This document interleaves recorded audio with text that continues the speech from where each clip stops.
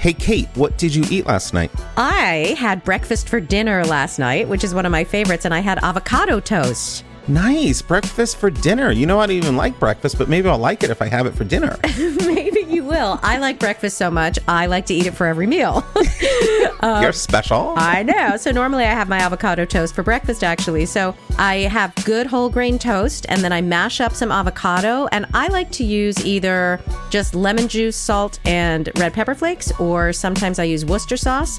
And then I put maybe a slice of turkey or chicken or something on there, or maybe a slice of cheese.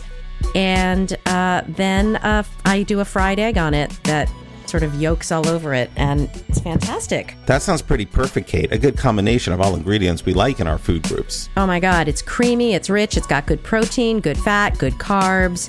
Good crunch. Really good crunch, exactly. The toast, if it's good toast, I absolutely adore it. Ugh, you're the poster girl. How about you? What'd you have? I ate everything in the world. I went I went to a sporting event. My company has tickets to a sporting event, and part of what comes with the sporting event is, a huge buffet in this club area. I don't even know where to begin. I definitely had cheese and crackers, and then I had salmon, and then I had tons of side dishes. They had eggplant, they had Brussels sprouts, they had cream spinach, and then there was this other stand with like shrimp and crab legs and crab claws, and then there was like tuna sashimi. I had Caesar salad. Wow. What else? I know, right? I'm not even done yet. There was some butternuts. Oh, they had these butternut squash crab shooters, which are basically little butternut and crab in a little like shot glass with olive oil, salt, and pepper. Wow. And they also had this like truffle buttered cheese ravioli. And then I had cookies for dessert. I ate so much for so long. That is amazing. What an expensive sounding buffet, too. It was. It really, really was. That's it had everything in the world. I'm like, thank God someone else is paying for this. Yay! Hello, and welcome to another episode of You Won't Believe What I Ate Last Night. I am Rick Fiore. And I'm Kate DeVore. And this is our ongoing conversation about food, health, weight management, and our endeavor to be and stay healthy in a really tasty world. With love, kindness, and compassion towards ourselves and others. We are so excited about today's show because we are talking about supplements, and supplements drive Kate and I crazy. We are so excited to welcome to the podcast Dr. Ryan Kneessi. Dr. Ryan Kneessi received his doctorate of naturopathic medicine from the National University of Health Sciences. Before receiving his doctorate, he was a personal trainer in Sonoma County, California, where he focused on achieving optimal health through exercise and nutrition. Dr. Kneessi focuses on a holistic scientific approach where a deep understanding of biochemistry and physiology is vitally important to understand the root cause of poor health. Welcome to the podcast, Dr. Ryan Kneessi. Thank you, Rick. Thank you, Kate. Thanks for having me on the show. I'm excited to have the open discussion on natural health. I feel like we need to have an open discussion. More people need to talk about it. So I'm very excited for your podcast and what you two are doing. Excellent. Yay. So Ryan, on to the important things. What did you eat last night? Well, my fiance and I are kind of doing a diet together because we're getting married on Labor Day this year. Oh, so thank goodness I have a healthy dinner for you today. So last night we made spaghetti squash, and then we combined a bunch of different vegetables in it. We put kale in there, we put broccoli in there, we put asparagus in there, garlic and onions, combined it with tomato sauce. So we had essentially pasta, but with spaghetti squash instead. Sounds delicious. Sounds picture really perfect. Yeah. And so you're working on getting in the dress, are you, Ryan? I want to make sure I look good that day. That's right. Got to keep the fiance happy. What exactly is a naturopath? Yeah, I get this question all the time because honestly, when I tell somebody I'm a naturopathic doctor, they're like, what? I've never heard that before. So, you pronounce it naturopath. Naturopathic, tomato. Okay, just curious. I'm into pronunciation, so I want to say it right. Short answer, it's essentially a combination of holistic medicine and allopathic medicine. So it's a combination of natural therapies and modern medicine today. But really what we're trying to do is get to the root cause of your health issue. So we're very cautious of treating a certain condition. We're not treating diabetes. We're not treating heart disease. We're treating that individual. So why does this particular individual have this dysfunction occurring or have this health issue? So naturopathic medicine focuses on the root cause of poor health. Why does everything not do that? Like, why would anybody not focus on that? Seriously, like, that seems crazy. Sure, that's the $1 million question. I wish I had a great answer for you, but politics plays a huge role. Corporate America plays a whole role into today as well. Don't get me wrong, allopathic medicine, modern medicine is incredible. Sure. Acute surgery, life-saving, antibiotics, one of the best inventions in the past century. So modern medicine is incredible, and we absolutely need it. But we do need the other half of it, which seems to be lacking in today's medicine, which is a focus on natural health, holistic health, treating the root cause. And for some reason, there is a lack of that in today's medicine. And I think you do see it growing because more people are interested in seeing a naturopathic practitioner, holistic practitioner. Yeah. It's definitely growing, but I think we're still 5-10 years away before it's more mainstream than what allopathic medicine is today. How long would you say this whole field has been around that you're in? When did it really start? It started over 100 years ago. So it's definitely been around for a long, long time. But then when antibiotics were discovered, that was kind of like the downfall of naturopathic medicine. And since then, for the past 50, 60 years, there's been more of a focus on pharmaceuticals and allopathic medicine because of how great antibiotics were. In the past 20 years or so, I would say there's been a more popularity with natural medicine, with naturopathic medicine. And I think that stems from the fact that a lot of people, 30s and 40s, are seeing their parents declining health, and the therapies they are receiving aren't actually working for them, or they're not seeing the results they want to get from these therapies. So they're turning to different options. So that's why I think you're seeing a rise in the popularity of natural health and of naturopathic medicine. Great. Makes sense. Well, you are here today to educate us on supplements. So let's start with a very basic question. Do we need supplements? And if so, why? Ideally, in a perfect world, no, we don't need supplements. But, we don't really live in that world. We live in a fast-paced society where we don't have time to cook 3 meals every single day. So if we were perfect in cooking those 3 meals every single day, you should be getting 50 servings of fruits and vegetables every single week. How many people do you know that are getting 50 servings of fruits and vegetables every single week?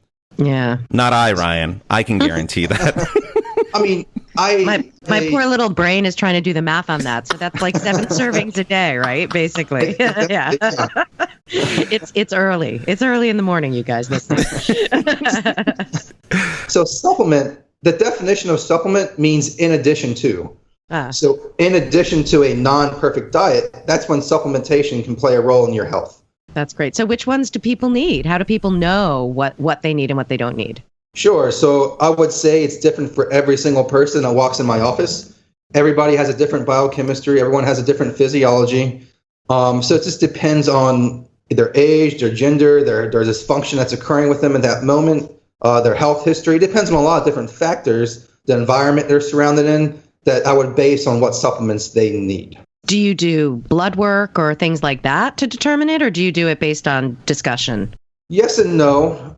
So yes, we're trained in functional medicine. I do practice functional medicine. I like reading different labs to have an idea of where the root cause is coming from, where this dysfunction is coming from. So we can get a lot of answers from that. But we need to do a whole health intake. We need to ask about what is in their environment. We need to ask about what they're eating every single day. We need to ask about if they're taking supplements or not. We need to ask about their family medical history, their past medical history. So functional medicine is one subsection of information we need to get the full story or to get the full picture to understand what is causing the dysfunction. So yes, I do love reading labs because that is part of the story, but I do caution people that it's not the whole story. Right. So when I first start working with an individual, I will, yes, take labs into consideration, but I try to focus on other factors first. And then if we don't see significant improvements within this first month or two, then I take a more advanced look into the labs itself. But usually we can see results within the first month or two without them, but sometimes we do. But I will say there's a very exciting growing field, nutrigenomics, which is essentially looking at different parts of our genetic code that could be lacking in certain individuals or not functioning properly, which given us a lot more information to work with right now. That's amazing. It's a very new field. I'm very excited for it, but I think we're a few years away from having a solid understanding of how to help individuals using nutrigenomics. That is fascinating. So does that mean somebody might just be genetically lacking in calcium or something like that? Sure. I don't know about the specifics like that yet, but it can tell you if there's certain enzymes that aren't working optimally or working at a proper rate. It can just tell you other parts of your genetic code that aren't up to par. Maybe you're making a enzyme at a 60% clip as opposed to 100% clip. So now you're not making a certain hormone, you're not making certain vitamins, you're not making certain neurotransmitters at a 100% clip like you're supposed to. You're only making it at a 60% clip. So now you're genetically susceptible to getting certain diseases, cardiovascular disease, diabetes, reproductive issues. So it's going to give us a lot of answers that explains why you have increased risk for certain diseases. So Ryan, how do you stay healthy in a really tasty world? It's hard, I will say. There's Sundays that exist in this world that are the size of my head. There's in my hometown of Annapolis, there is a 6-pound milkshake challenge. In today's world, there's this delicious food everywhere, and it is a hard challenge. We also work 40-hour work weeks, and that's if you're not putting in extra time, which I would say in big cities or in a lot of people I know, they're working 60-hour work weeks. Some people 80-hour work weeks, which is just outrageous. If you're working 40 hours or more, you don't have time to cook 3 meals a day. You don't have time to get your 50 servings of fruits and vegetables every single week. So that's when supplements come into play. So what I like to do every single day, actually, because I'm one of those people that work more than 40 hours a week, is I like to get one meal replacement shake in every single day. So I use different protein powders, different meal replacement shakes. I mix it with coconut milk, almond milk, soy milk. I don't generally use dairy, but I can use it in a pinch. And I mix it with different fruits and veggies. I blend it up, and that's what I have for breakfast every single day. So that's one of my 3 meals every single day that really helps me reach the goal of getting 50 servings of fruits and vegetables every single week. Honestly, I have a $250,000 education. I went to medical school, and I still have trouble getting 50 servings of fruits and vegetables every single week. And that's one way that helps me achieve that goal. I love that you just said that, Ryan. Well, because in a way, he has trouble getting it in, you mean? Yeah. Yes, totally. It relieves a little bit. Sometimes you think, the shame that comes on when you can't be doing what you know you should be doing. That's great. The follow-up to the question of staying healthy in a tasty world is, how do you do that with love and compassion toward yourself and others? Well, it's a love-hate relationship, to be honest with you. Sometimes you need to promote love and say, listen, you're going to mess up. You're going to have little falls, little trips. It happens. You're going to cheat. You're going to have some chocolate. You're going to have some ice cream. It happens. Don't focus on that trip up. Focus on the future. Move forward and focus on what you can do now. Focus on what you can do tomorrow to focus on your health. So don't focus on the past. Focus on moving forward and try to live in the moment is what I say to promote love. And the hate portion of it, listen, we live in the first world society. We have access to all these wonderful foods. We have access to all these restaurants, and we want to indulge ourselves. But if we were truly focused on our health, we don't have to do that. We can focus on cooking 3 meals a day. We can focus on getting 50 servings of fruits and vegetables every day. But, that's not the world we currently live in. But it could be if that's our focus. So it really is a love-hate answer I've given you, and I try to focus on the love portion, but sometimes you do need to realize the other half of it to be fully compliant and moving forward with your health. Ryan, you're making me think, years ago, I really used to like buying olive oil because I'd go to the store and there's like 2 brands I had to choose from. Now, when I go, I'm standing there for like 10 minutes overwhelmed by all the choices. And I sort of feel like that's how supplements has become for me too. So can you just help us say, like, people think they should be taking something like maybe vitamin C or some calcium. They seem to be really hot ones that people think they should be taking. What's the best path to take? Say we haven't seen you yet, right? Say we're just trying to add some supplements. What's the best path to take, when you're standing in front of these aisles? Are there things to look for, not look for? Are there ingredients in some that we should be looking to keep out? Or are there some we should be looking to make sure are in? Sure. And I will say a lot of people that do come see me, they are very educated individuals. They know what nutrients should be working, what phytonutrients should be working. They buy them from the supplement store. They buy them from the drugstore. They're taking them, but they're seeing no effects from these supplements. And they come to my office with different research articles printed out saying, listen, I read this. This should be helping me right now. Why isn't this working?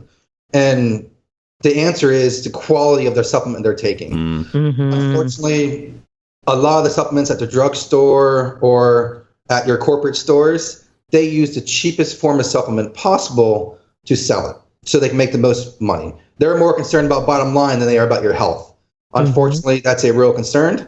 And that exists in today's world. So you want to get a high quality supplement. Ryan, I don't like the way you're suggesting that corporate America has alternative motives when it comes to our livelihood and well-being. Almost as though they don't have our best interest at heart. I'm a small business owner too, so I understand bottom line. I have to make a profit or I don't get to eat. I would not be able to answer the question you asked me first. What did I eat last night?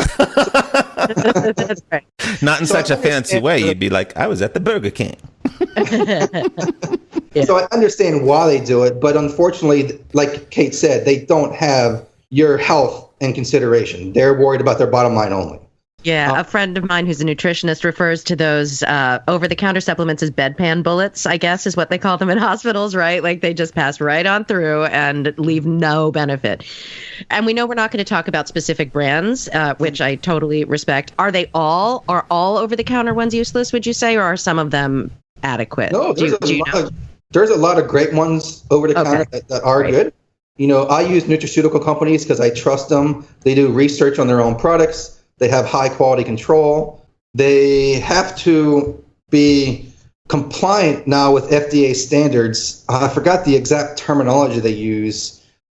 I want to say it's current good manufacturing practices or something the FDA uses. It's a pretty new guideline that most people don't know about, but it essentially ensures the safety and effectiveness of different products. That's one thing to look for on supplements, sure. Yeah, that's great. So if you're standing in front of the giant wall of supplements at Target and you're like, I should probably take some vitamins, is there a lot of people are taking vitamin D now, I know, is one. Like, are there any that, is it possible to make a generic sweeping recommendation for everybody should at least have some X? Sure. So I will say first, you're looking at the ingredients in supplements. If you see anything with artificial colors in it, that is something you do not want. There's no reason why there should be artificial color in a supplement. It makes no sense. It's for marketing reasons. There's no need for artificial coloring. So that's probably the number one thing to look for. Number two is hydrogenated oils. There's no need for them. They cause inflammation in your arteries. They're not good for cardiovascular health. For numerous reasons, we don't need hydrogenated oils. A lot of the states have actually banned trans fats for this reason. The reason they put them in there is because certain vitamins are fat soluble, so to be able to absorb them and metabolize them, you need a little bit of fat with them. I'm sure there's other reasons why they put it in there, but I think that's the main reason. But hydrogenated oils is something you want to avoid as well. Another common ingredient in supplements, sometimes it can be avoided, sometimes it can't be, is magnesium stearate. It's used essentially to help vitamins from sticking to one another in the bottle itself. You don't want a bunch of vitamins clumping to one another, so that's why that ingredient's used. And it can cause poor health in individuals in excess, but sometimes it's needed in certain vitamins.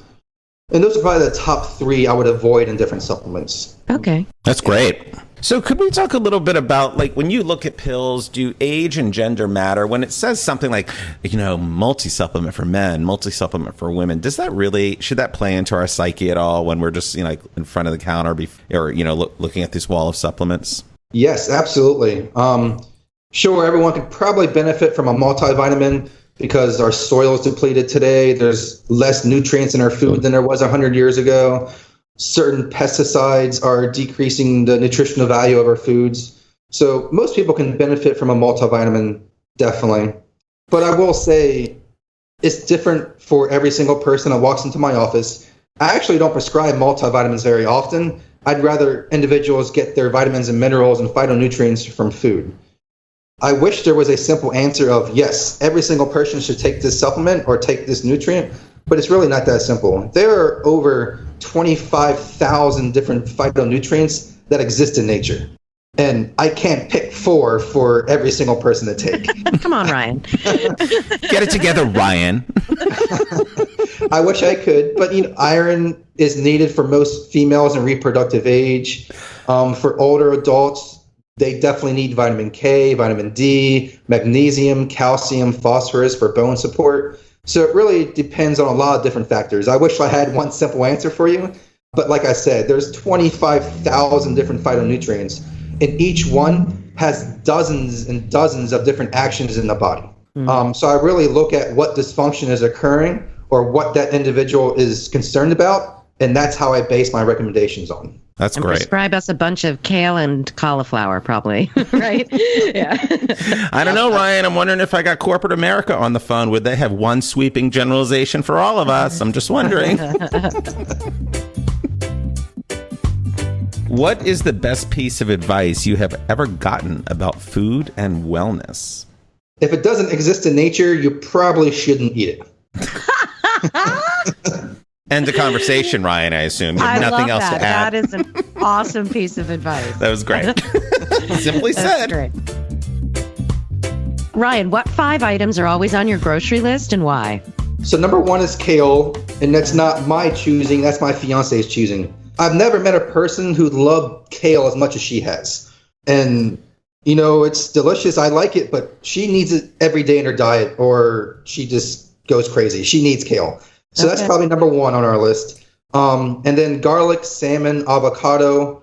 And last thing is my meal replacement shake. I need my meal replacement shake because honestly, I probably cook 2 meals a day. Sometimes I do 3, but it's a great go-to when I don't have time to cook meals every day.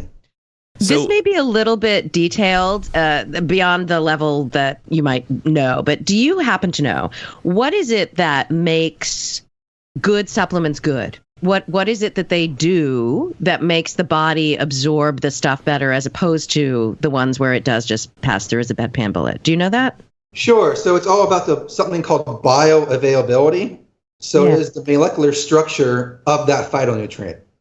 So like I said, there's so many different phytonutrients out there, but there's ones that are natural occurring in the environment, in the world, and we are able to digest them, metabolize them, and use those form of supplements. Unfortunately, a lot of supplements on the market today use synthetic forms of vitamins, minerals, and phytonutrients, which our body cannot metabolize, it cannot digest. And like you mentioned earlier, you mentioned bedpan vitamins. That's what's occurring. Yeah. Physically doesn't recognize it. So our bodies say, well, we don't need this. We don't know what the heck this is. So we're going to excrete it.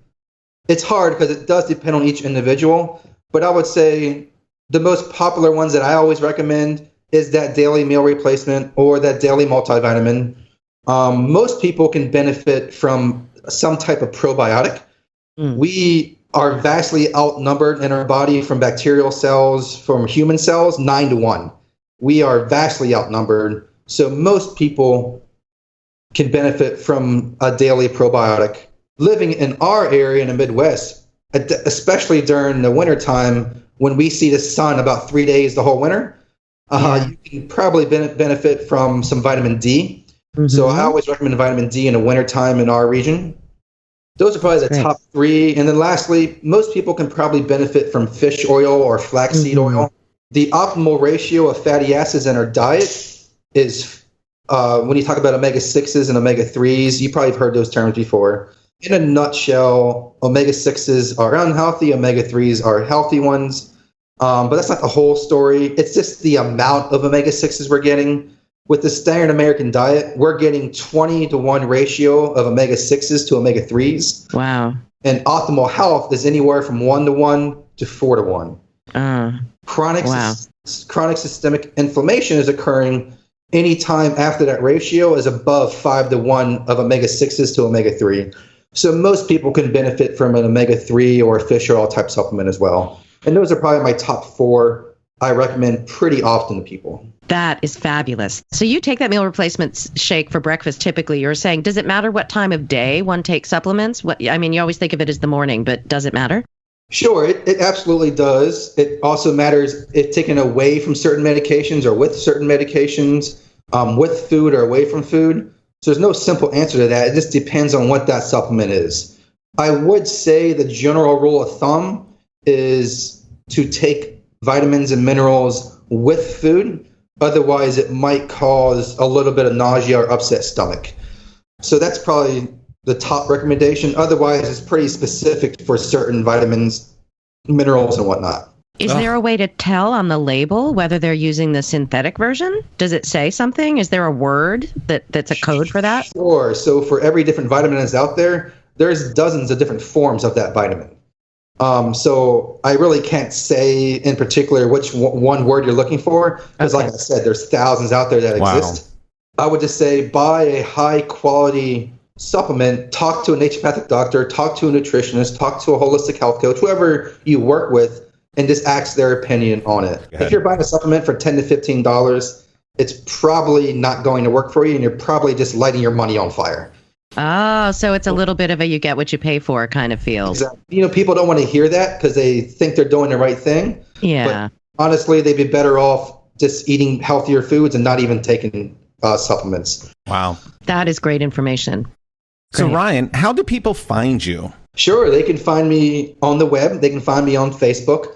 Well, first off, my last name's Kneessi. Not many people have that last name, Kneessi. So if you if you do a search engine, that's okay. You can say Google. Look up online and you type in Ryan Kneessi, you'll find me very easily. And spell it for everyone?